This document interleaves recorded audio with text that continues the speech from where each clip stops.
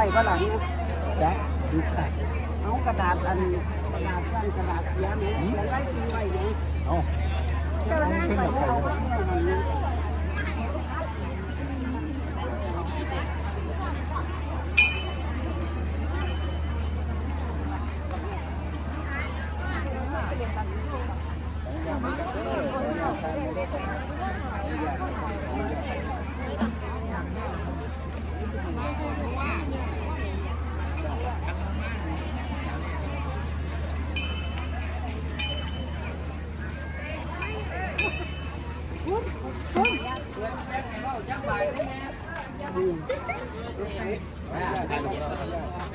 แม่เปิดเชียงให้บ่จักบาทเนี่ย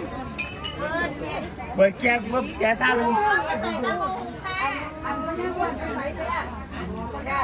แค่ขวดนะไอ้ขวดไปใส่นักผมซื้อรถขวดไปบอกคนมาเปิดเครื่องให้คนเล่าเนี่ยคนสวยคนไหนมาขายบาทซอยดาวซอยมาดูไปแล้วลูกจ้าไปบ้านเนี่ยเท่าเอาบอยเปิดอันนี้แม่คือจังเฮ็ดพักเนี่ยสิเฉพาะเฮ็ดอันตรายมีรางวัลปลอบใจเป็นหมอนนะคะ50 บาทค่ะ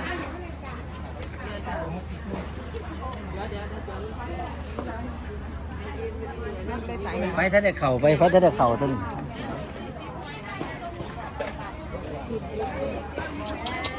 โล1 2 3 4เทสโล1 2 3 4 5 6 7เทส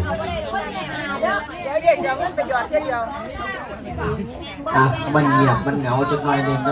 นาะเช็คซาวดนตรีทางเวทีสาวหน่อยเพื่อแพงเสียงที่พี่เราได้ยินอยู่นี่เป็นเสียงจากกองอำนวยการกองสายดาวดูนี่มายามพี่ยามน้องทั้งห้วยเม็กพี่น้องทั้งน้องกรุงศรีคำใหญ่พี่น้องทั้งงานตลาดตอนนี้อุ้งอิงมาแล้วนะจ๊ะมาซอยมอบโชคให้กับพี่กับน้องนะครับตอนนี้มาจำหน่ายขายบัตรช่วยกับทางคณะกรรมการเพราะนั้นFCแฟนคลับพี่น้องเพื่อนอยากจับมือลูกสาวอยากถ่ายรูปนำหรือใครอยากจะโชคดีบัตรที่นี่มาเด้อนะครับด้วยเวลาที่มีให้ผู้ใดอยากเห็นตัวเป็นตัวสดๆยืมมองนี่นาประทันแดงคิวประทันเขียน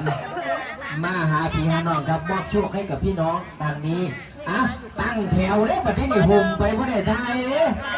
ยตั้งแถวนี่ครับมาช่วยกันบัตรละ5 บาทตีแมวบัตรละ50 บาทกับ20 บาทต่างกันยังไงบัตรที่นี่บัตรละ50กันจับสลากสิมิจะเป็นรางวัลผ่าไหมเป็นรางวัลใหญ่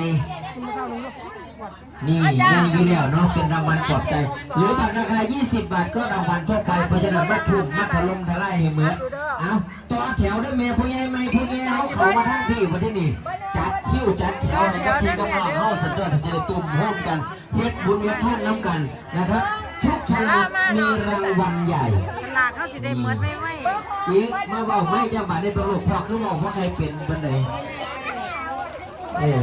ไอ้ล่ะ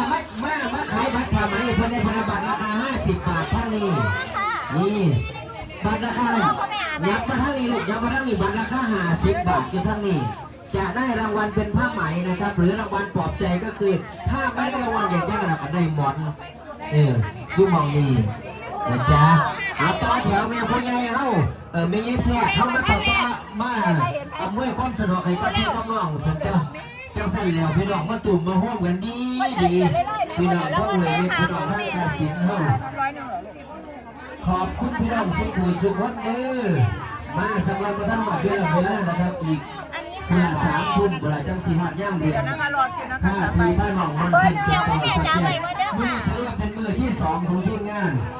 นะครับที่ออกงานแล้วในงานประผักจนแก่หลังจากประพวกมีเทศมา10 กว่ามื้อนะครับอวดอวยขึ้นมาบ้านเจ้าของเอาตั้งแถวผู้ใดก็อยากจับมือตะลุกสาวจับแล้วบกไฟแล้วจับแล้วซื้อบ้านซอยได้แล้วพอดีเนาะรวมได้ใช่กันมาทั้งพี่นะบัตรราคา50 บาทถึงยุคแก่ทั้งพี่อันนั้น20 บาทนะ20 บาทตอดมามอบโชคมามอบผลไม้กับพี่กับน้องส่งทั้งนี้รางวัลใหญ่ๆมีมากมายเอาแย่หน่อยเร็วไปทั้งนี้กับพี่เหลา ลมตู้เย็นเคลื่อนที่จังสิหรือมันอากาศมันร้อนๆจังสิเสือบักกะแลงให้ไม่แย่เฮาได้รับผลมากมายนะจ๊ะมาเบอร์4ครับ ท่านพี่ อันนี้ครับ บัตรราคา20 บาทเท่านั้นนะครับส้นเท่านั้นซื้อที่บาทละ50 บาทเพิ่งแต่ซื้อน้ำลูกสาวอยู่สิเอาผู้ใดอยากซื้อบัตรราคา50 บาทว่าแถวนี้เด้อแถวผู้ขายยังเมื่ออยู่นี่เด้อบัตรราคา50 บาทมาทางนี้20 บาทไปทำทุน นั่นตีอันบัตรอันนี้ต้องใช้อันนี้เท่าไรกัน อันนี้เจ้าบาทก็ได้พื้นง่ายเลยบัตรราคาเจ้าบาทเพื่อทำแม่แม่จับไปก่อนเด้อค่ะให้แม่จับคือในลูกลามือนี้แล้วลูก ทั้งกลุ่มทั้งไพ่เอาไว้อย่างนี้ก็โดนให้สีขาวหนาวเลยดิเพิ่นมาห้องที่ทะเลแต่อีกก็จะกิ้วหนึ่งก็สีหนาวแล้วนี่ป่าห้องเงี้ยป่าห้องตัวโตผู้ใดบ่ท่านได้มีหมอหัวสายไฟฟ้าดิแกเท่านี้แต่มีเด้อ นั่นตีพี่มอนเอง มา โอ้ยเห็นตอนในโทรศัพท์ เอาเมื่อความสะดวกแล้วคณะกรรมการเขาถือว่าเมื่อความสะดวกข้างนอกนั่งผู้ใดก็อยาก เอาใช้หลักเลยบอกแม่ ลูกสาวไปผู้หญิงก็ได้ยกมือจังหวะนี้ลูกมันไม่เสียถึงเท่ายกมือสูงๆเสียเที่ยวพูดอะไรเอารถที่ช่วยกันนะครับผลลงท้ายนะท่านกองด้วยการประกาศสิทธิ์ที่เราด้วยกันท่านผู้คนฝ่าอยู่ท่านนี้ประกาศสิทธิ์เป็นเงินมารับน้ำสุดก็ต้องเป็นห้องหนาวห้องหลังต้องห้องของน้ำมือว่านมือก้อนกับมือว่านมือมาหวัดตะเวนเพื่อพวกคุณท่านหลวงพ่อพวกผู้คนจะได้จัดสิ่งจัดของลงมาที่ตะลังวันยังไงเหตุกระพีกำหนดเพื่อนว่าย่านพี่น้องก็ได้สมใจว่าสัตว์ทุกอย่างมีแต่กำไรราคา20 บาทของราคาเกินนี่แล้วนะครับและอีกอย่างหนึ่งก็คือพี่น้องได้กำไรชีวิตได้บุญได้กุศลเมื่อวานบอกว่าเป็นบุญออกพรรษาตักบาตรเทโง่บัตรราคา50 บาทอยู่ฝั่งนี้นะจ๊ะนี่ฝั่งนี้เอียงมามอบช่วยเพื่อนบัตรได้ลูกมาขายบัตรราคา50 บาททางนี้พูดได้ยังมาที่นี่บัตรราคาเอาบัตรโอ้อันนั้นได้ไหมเนี่ย56 50 บาท56เอาส้มนั่นเองมาเป็นงานบุญใหญ่เป็นหวังนี่ท่านนี้ได้ผงผมชูรสผมนัว ได้หมอนไปค่ะเนี่ย พี่น้องเรื่องหุ่นดี ขอทางออกไปแม่จ้าขอทางแม่จะมาเพื่อไหนทั้งสวย มารับโชคเลยครับวันนี้น้องหุ่นดีมากอยากพี่อยากน้องทั้งมีเม็ดนี่เป็นประเทศซี ไปก็ไปน้ำเนื้อเด้อไปไปเนื้อเด้อ มาก็บินได้เลย เอาเลยจ้าของพ่อเมษาเดี๋ยวคุณยา เอา ย มาใช้กันเด้อทางคณะกรรมการท่านในพี่น้อง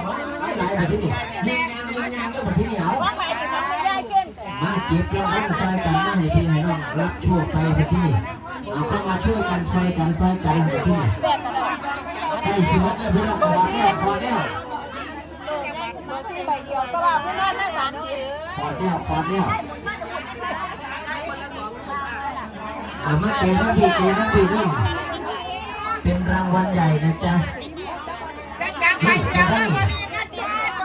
ขอมาซอยกันก็ซอยกันเบอร์ซี่ไม่เบอ คุณ ร์ พี่น้องเป็นกำลังใจนี่ก็เอาแม่ให้แบบนั้นก็ได้ไปมาเดินมาแล้วเอาหลังนั่งดูภาพ เอามาน้ำเปิดให้มันเป็นแจกจับเลย